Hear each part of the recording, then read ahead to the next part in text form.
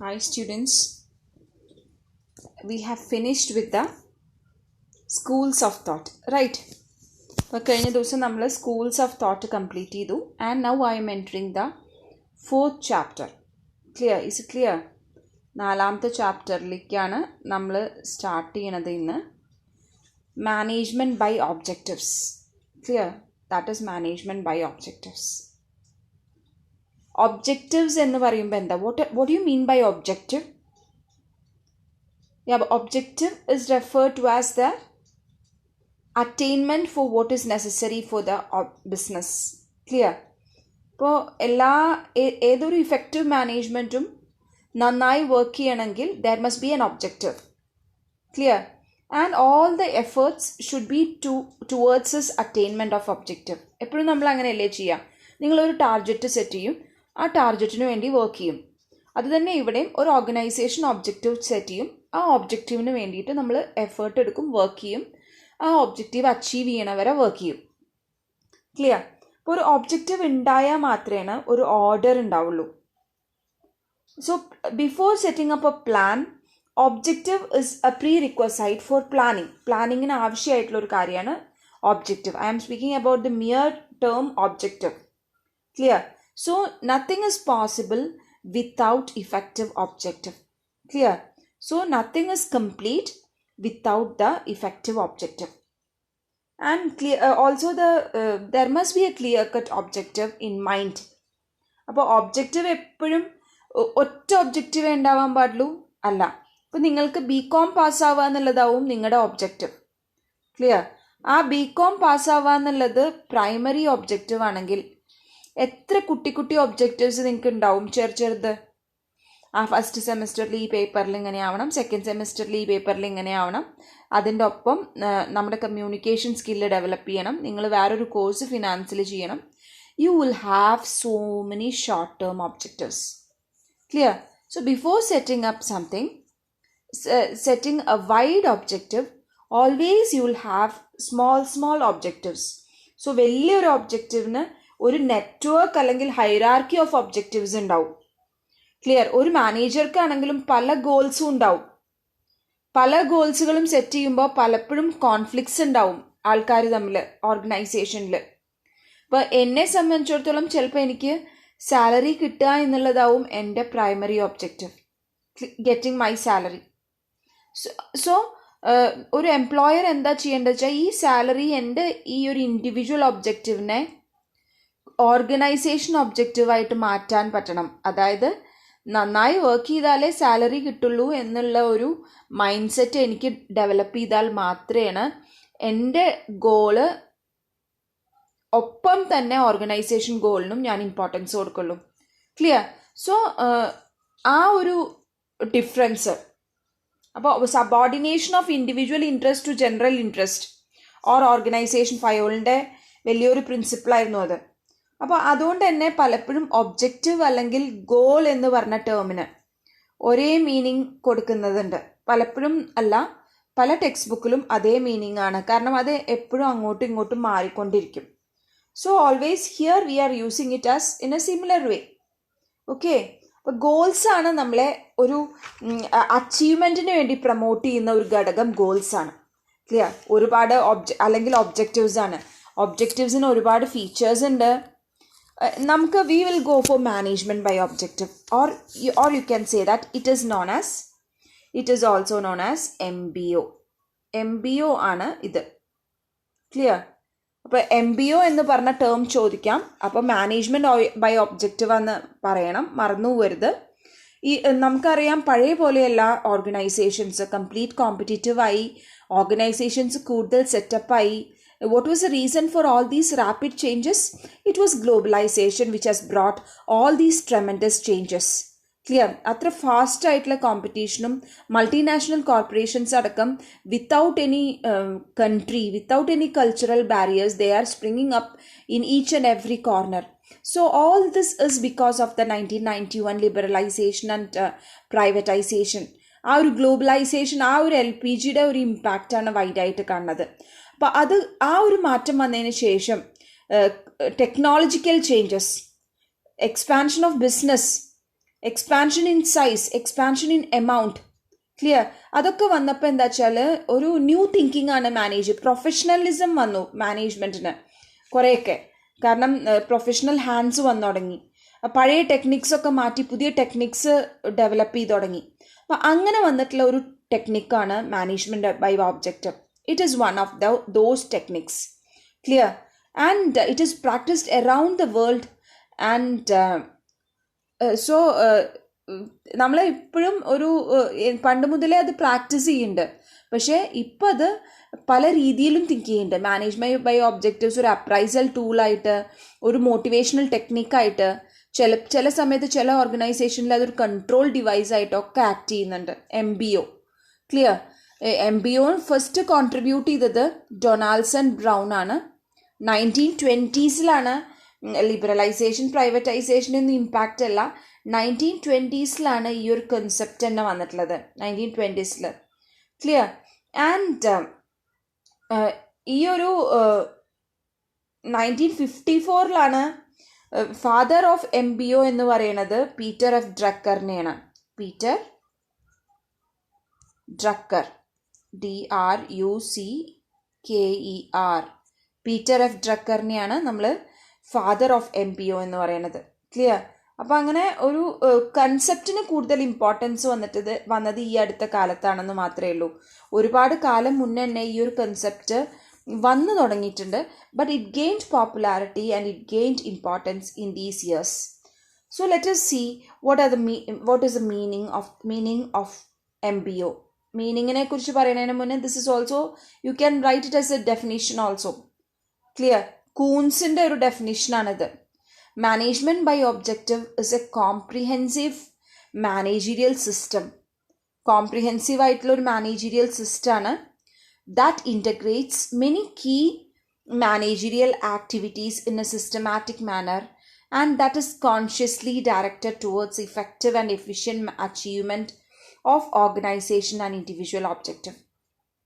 അതായത് ഒബ്ജക്റ്റീവ്സിനനുസരിച്ച് മാനേജ് ചെയ്യാം. ഒരു കോംപ്രിഹെൻസീവ്, ഒരു വൈഡ് ആയിട്ടുള്ള ടേമാണ് മാനേജീരിയൽ സിസ്റ്റം എന്ന്. എന്തൊക്കെ ഇൻ്റഗ്രേറ്റ് ചെയ്യുന്നു? എല്ലാ മാനേജീരിയൽ ആക്ടിവിറ്റീനെയും കൃത്യമായ ഒരു പ്ലാനിങ്ങോടെ ഒരു സിസ്റ്റമാറ്റിക് മാനറിൽ റൺ ചെയ്ത് കൊണ്ടുപോകാനാണ് ശ്രമിക്കുന്നത്. എന്തിനു വേണ്ടിയിട്ടാണ്? That is directed towards organisation and individual objectives. വെറുതെ അച്ചീവ് ചെയ്താൽ മതിയോ? പോരാ. Effective and efficient achievement. Clear?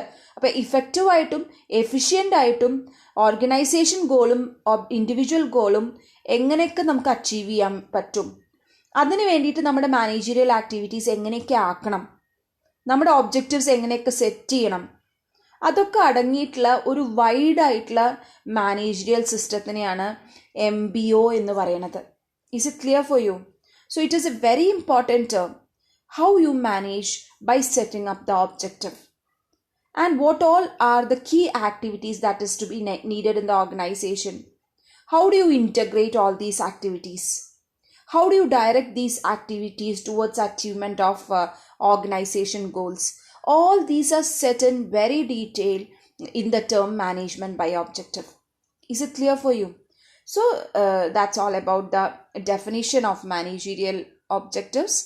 Now let us go for the characteristics of this MBOൻ്റെ ക്യാരക്ടറിസ്റ്റിക്സ് ആണ്. ആ ഡെഫിനിഷൻസിനെ കുറിച്ച് പറയുമ്പോൾ 4 കാര്യങ്ങളാണ് കൂടുതൽ സ്ട്രെസ് ചെയ്യണത്.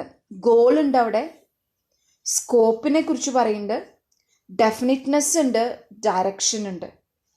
ക്ലിയർ?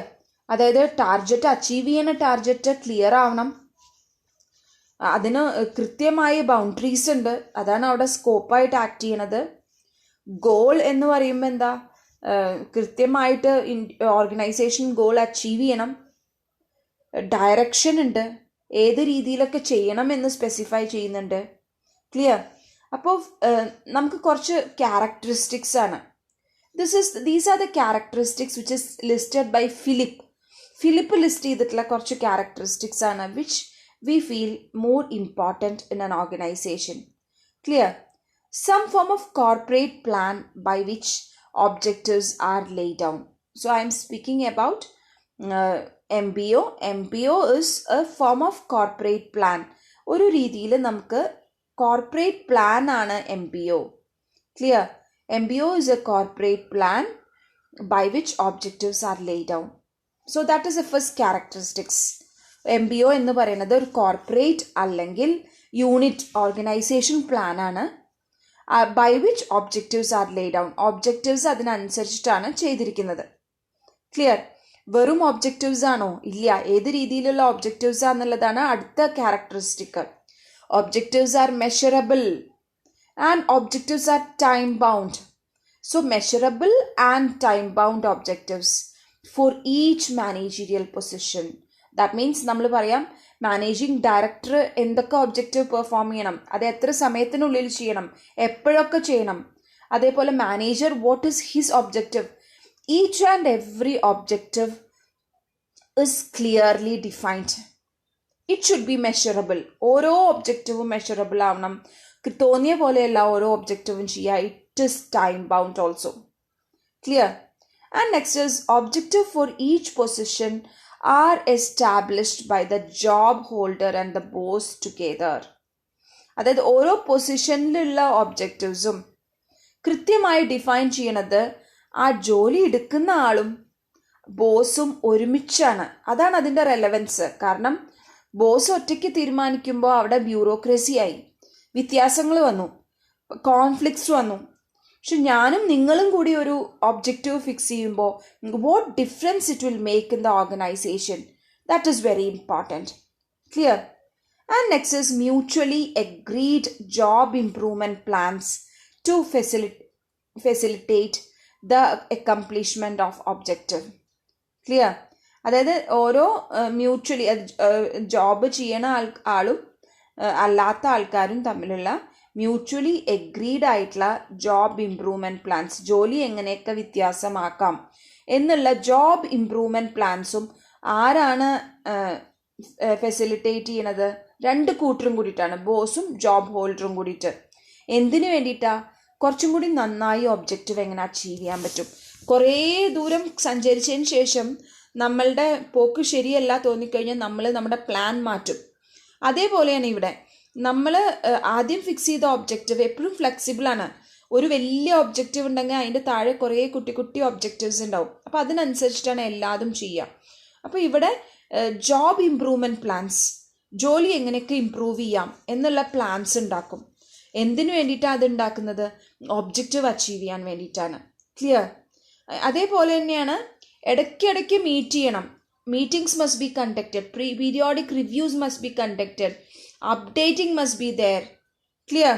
അപ്പോൾ അപ്ഡേറ്റിംഗ് ഉണ്ടായാൽ മാത്രമേ മ്യൂച്വലി എഗ്രീഡ് ആയിട്ടുള്ള ഒബ്ജക്റ്റീവ്സ് കൃത്യമായി നടക്കുന്നുണ്ടോ എന്നുള്ളത്. ഇപ്പോൾ ജോലി ചെയ്തു തുടങ്ങി കുറേ ദിവസം കഴിഞ്ഞിട്ടും ഒന്നും ഡിസ്കസ് ചെയ്തിട്ടില്ലെങ്കിൽ പ്ലാനിൽ നിന്ന് ഡീവിയേറ്റ് ചെയ്ത് പോകാനുള്ള ചാൻസസ് വളരെ ഹൈ ആണ്. അപ്പോൾ ആരാണോ ഫിക്സ് ചെയ്തത്, ബോസും സബോർഡിനേറ്ററും ടുഗെദർ ആണ് ഫിക്സ് ചെയ്തിരിക്കുന്നത്, അവർ തമ്മിൽ തന്നെ പീരിയോഡിക് റിവ്യൂവും അപ്ഡേറ്റിങ്ങും കൃത്യമായി നടത്തണം. Clear? And such mutually agreed objectives form the basis of performance evaluation. വെറുതെ അല്ല, അങ്ങനെ മ്യൂച്വലി അഗ്രീഡ് ഒബ്ജക്റ്റീവ്സ് ആണ് പെർഫോമൻസ് ഇവാലുവേഷൻ്റെ ബേസ്. അതായത് ഇപ്പോൾ നിങ്ങൾ 90% നിങ്ങൾ അച്ചീവ് ചെയ്യും എന്നുള്ളത് ഒപ്പിട്ട് തരുന്നത് നിങ്ങളാണ്. ക്ലിയർ? അതേപോലെ ഇവിടെ ഇത് എന്ത് ഒബ്ജക്റ്റീവാണ് അച്ചീവ് ചെയ്യാൻ പോണത് എന്നുള്ളത് പറയുന്നത് രണ്ടുപേരും കൂടിയിട്ടാണ് ഫിക്സ് ചെയ്യേണ്ടത്. അപ്പോൾ അത് ആ ഒബ്ജക്റ്റീവ് ചെയ്തു തരാം എന്ന് പറയുന്ന സബോർഡിനേറ്റിന് ഭയങ്കര ഇമ്പോർട്ടൻസ് ഉണ്ട്. ഇപ്പോൾ പെർഫോമൻസ് ഇവാലുവേറ്റ് ചെയ്തിട്ട് സാലറി ഫിക്സ് ചെയ്യുന്ന സമയത്ത് ഈ ഒരു ഒബ്ജക്റ്റീവാണ് ബേസ് ആക്കി വയ്ക്കുക. അതേപോലെ ഇപ്പോൾ നിങ്ങൾക്കാണെങ്കിലും ഇൻറ്റേർണൽ മാർക്ക് കിട്ടുമ്പോൾ നിങ്ങൾ പറയുക എല്ലാവർക്കും 80% മുകളിൽ കിട്ടും, അല്ലെങ്കിൽ അത് കിട്ടിയ ടീച്ചർ തന്നാൽ മതി. അപ്പോൾ നമുക്ക് ഉറപ്പായിട്ടും നമുക്ക് പറയാം നിങ്ങൾക്ക് ഫുൾ മാർക്ക് കിട്ടണമെങ്കിൽ 80% മീതെ വേണം. നിങ്ങൾ തീരുമാനിച്ചൊരു കാര്യം, ഞാനല്ല. അപ്പോൾ അത് മ്യൂച്വലി അഗ്രീഡ് ആയിട്ടുള്ള ഒബ്ജക്റ്റീവ്സിന് അത്രയും ഇമ്പോർട്ടൻസ് ഉണ്ട്. അതാണ് MBOൻ്റെ effectiveness. Clear? And next is sharp definition of responsibilities and authorities for position which brings clarity in the organization. ഓരോ പൊസിഷനും റെസ്പോൺസിബിലിറ്റി അതോറിറ്റിയും ഫിക്സ് ചെയ്യാണ്. ഓരോ പൊസിഷനും defining the responsibility and authority. Why? in order to bring clarity in the organization. ഓർഗനൈസേഷനിൽ conflict ഇല്ലാതെ clarity കൊണ്ടുവരാൻ വേണ്ടിയിട്ട് റെസ്പോൺസിബിലിറ്റിയും അതോറിറ്റിയും ഫിക്സ് ചെയ്യുന്നതാണ് പിന്നെയുള്ള MBOൻ്റെ ഒരു ഫീച്ചർ. ക്ലിയർ? ഇത്രയും ചെയ്താൽ മാത്രം പോരാ. Aligning and linking of objectives up, down and across. I can say you, objectives എപ്പോഴും ഒരു ഹൈറാർക്കി പോലെ മുകളിൽ താഴ്ത്തിക്ക് മാത്രം പോയാൽ പോരാ, താഴ്ത്തുനിന്ന് മേലേക്കും ഉണ്ടാവണം. അതായത് താഴെയുള്ള ആൾക്കാരും അതിനുള്ള ക്ലാരിറ്റി പറയണം. അതായത് കൊടുത്ത ഒബ്ജക്റ്റീവിന് റിമാർക്ക് എന്താണെന്നുള്ളത് അവിടെ നിന്നാണ് വരിക. മാത്രമല്ല മാർക്കറ്റിംഗ് ഡിപ്പാർട്ട്മെൻറ്റും പ്രൊഡക്ഷൻ ഡിപ്പാർട്ട്മെൻറ്റും ഒരേ രീതിയിലാവും പ്രവർത്തിക്കുന്നുണ്ടാവുക. അതാണ് അക്രോസ്, ലിങ്കിങ് അക്രോസ്. പക്ഷെ അവർ തമ്മിൽ ഒരു അലൈൻമെൻറ്റ് വേണം. എന്നാൽ മാത്രമേ മാർക്കറ്റിംഗുകാർ ചെയ്യുന്നതും പ്രൊഡക്ഷൻകാർ ചെയ്യണതും ആ ഒബ്ജക്റ്റീവ്സ് മാച്ചാണോ, ഫൈനലി നമുക്ക് ഓർഗനൈസേഷൻ ഗോൾ അച്ചീവ് ചെയ്യാൻ പറ്റുമോ എന്നുള്ളത് ചെക്ക് ചെയ്യാൻ പറ്റുള്ളൂ. Clear? And in the next class we can see. ഇത്രയാണ് നമ്മൾ ഇന്ന് പഠിച്ചത്. MBO എന്താണെന്ന് പഠിച്ചു. ചെറിയൊരു ക്ലാസ്സേ ഉണ്ടായിട്ടുള്ളൂ.